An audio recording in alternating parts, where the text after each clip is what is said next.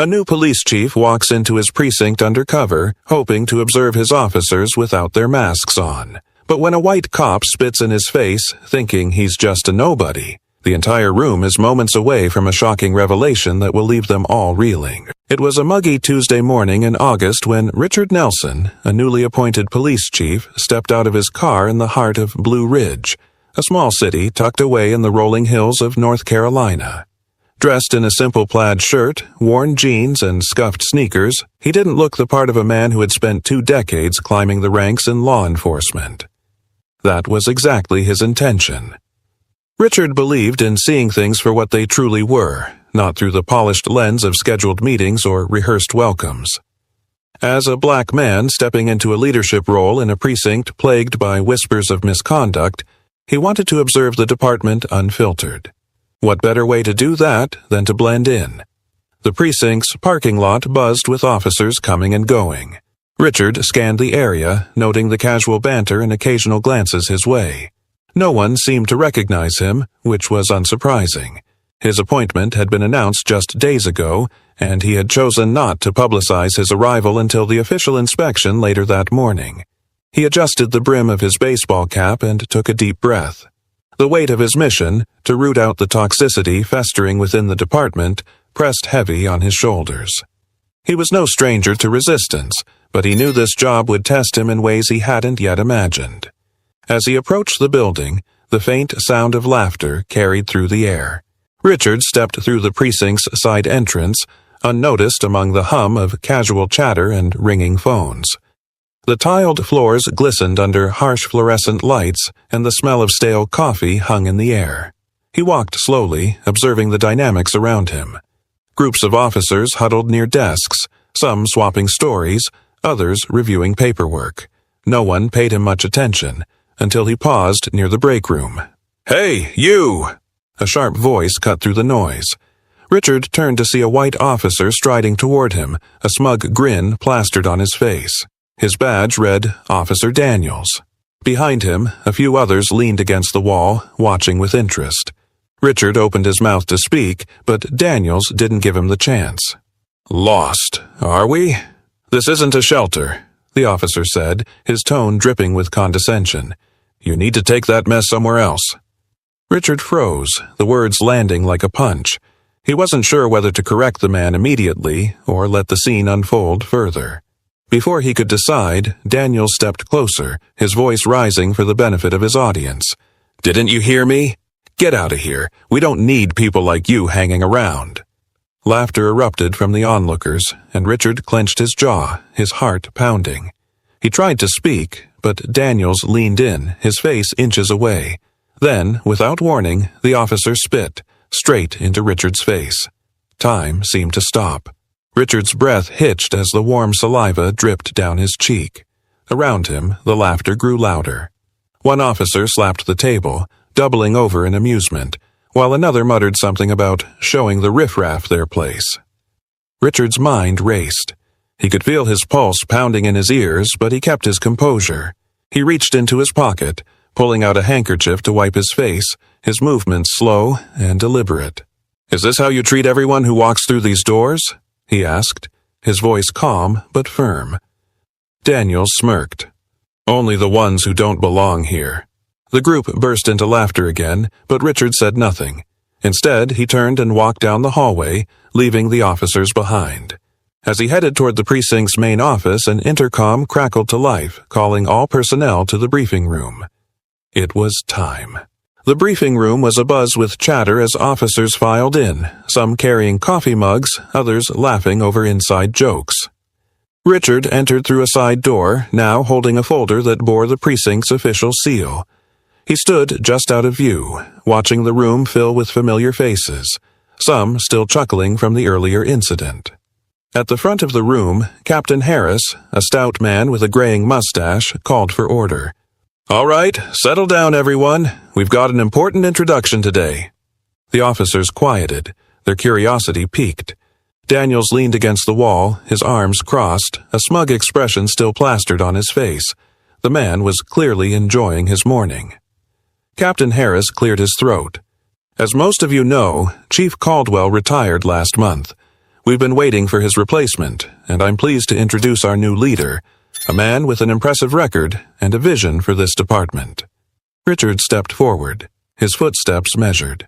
The room froze as he walked to the podium, his presence commanding attention. He placed the folder on the lectern and slowly scanned the room. His calm demeanor only heightened the tension. Daniels's smirk faltered.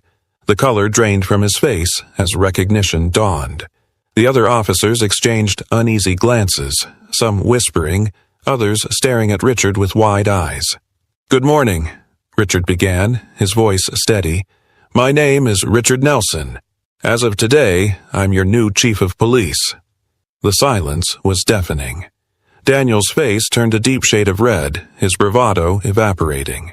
Richard's gaze landed on him, holding for a moment longer than necessary, before sweeping across the rest of the room. "When I arrived this morning," Richard continued, "I came in plain clothes because I wanted to see the department through an unfiltered lens. What I witnessed was eye-opening." A murmur rippled through the crowd, but Richard raised a hand to silence it. "In my brief time here, I've already seen behaviors that are not just unprofessional but downright unacceptable. Let me make one thing clear. The culture that has been allowed to fester here ends today." The room remained eerily quiet, the weight of his words sinking in. Daniels shifted uncomfortably, his eyes darting to the floor. Richard took a step closer to the edge of the podium, his tone sharp but controlled. "Respect is not optional. It's the foundation of what we do as law enforcement.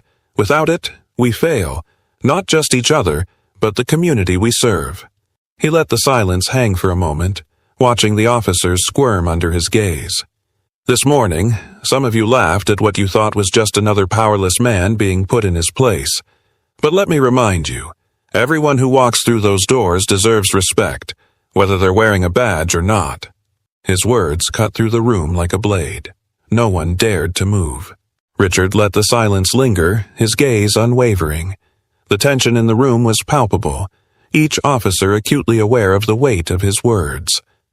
Daniels shifted again, his discomfort evident as beads of sweat formed on his brow, but Richard wasn't done. "I understand that change is difficult," he said, his voice steady but laced with authority. "But let me be clear. There will be no tolerance for behavior that disrespects the dignity of any individual, whether they are a colleague, a civilian, or anyone else." He stepped down from the podium, walking slowly toward the officers. His presence was commanding, yet his tone carried a controlled intensity. "Officer Daniels," Richard said, stopping just a few feet away from the man. Daniels flinched, his bravado from earlier completely dissolved. "You," Richard continued, locking eyes with him, "represent everything that's broken in this department. When you spat in my face, it wasn't just me you disrespected. It was the badge, the oath, and the community we swore to protect." Daniels stammered, "Chief, I didn't know." "That's exactly the problem," Richard interrupted, his voice sharp. "You didn't care to know. You didn't take a moment to think before you acted, because you assumed that man standing in front of you didn't matter. And that assumption is why this department has lost the trust of the people it serves." The room remained silent, every officer frozen in place. Richard turned his attention to the rest of the group. What I witnessed wasn't just one man's mistake, it was a culture where bullying and prejudice are not only tolerated but celebrated, and that stops now. He stepped back toward the podium, his voice rising slightly. "I've spent my career fighting for justice, not just in the streets but within the walls of departments like this one. Change isn't easy, and it won't happen overnight, but I promise you this, as long as I'm chief, this precinct will operate with integrity, respect, and accountability." Richard paused, letting his words sink in. Then, with a slight nod toward Captain Harris, he concluded, "Effective immediately. Officer Daniels is suspended pending an internal investigation, and for those of you who think this is just a slap on the wrist, think again. This is the first of many changes." Gasps rippled through the room. Daniels' face turned crimson, his jaw tightening as he avoided the stares of his peers. Richard, unfazed, stood tall. "This isn't about punishment," he said firmly. "It's about setting a standard. If you're not willing to rise to it, this isn't the place for you." He glanced around the room one last time, his eyes locking with each officer's. "If you're ready to do better, to be better, then we'll move forward together. But know this, I will hold you accountable every step of the way." The meeting ended with a heavy silence, officers shuffling out of the room without their usual chatter. Richard remained at the podium for a moment, watching as Daniel stormed out, his face a mix of embarrassment and anger. The other officers avoided eye contact, their expressions ranging from guilt to quiet contemplation. Back in his office, Richard sat down at his desk, exhaling deeply. He knew this was just the beginning. Years of entrenched attitudes wouldn't change overnight, and for some, they might never change at all. But he hadn't come to Blue Ridge to make friends. He came to make a difference. The phone on his desk rang. It was Captain Harris. "Chief, I wanted to say, you handled that better than most would have," Harris said, his voice tentative. "Thanks, Captain," Richard replied, "but the real work starts now. I need a full review of Daniel's history on my desk by tomorrow. Complaints, incident reports, everything." "You've got it," Harris said before hesitating. "And, Chief, I think you shook a few of them today, in a good way." Richard hung up, allowing himself a brief moment of satisfaction before diving into the mountain of paperwork in front of him. Over the next few weeks, the precinct was a different place. Officers who once laughed at Daniel's antics now avoided him altogether, whispers of his suspension spreading through the department. Richard made it a point to walk the halls regularly, greeting everyone he passed, his presence a constant reminder of his leadership. Some officers took the change to heart. Officer Reyes, a younger recruit, approached Richard one day, admitting that she'd been complicit in the toxic culture out of fear of retaliation. "I want to do better, Chief," she said earnestly.